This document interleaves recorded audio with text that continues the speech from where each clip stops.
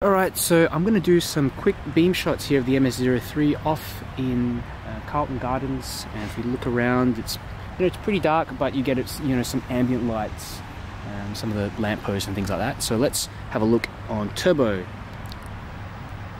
Wow, and it's just amazing. Like, it lights up all the areas, like even into your peripheral vision.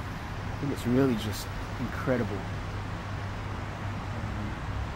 It's quite a large sort of flood beam, but the center has a lot more light. Oh, here we go, little possum.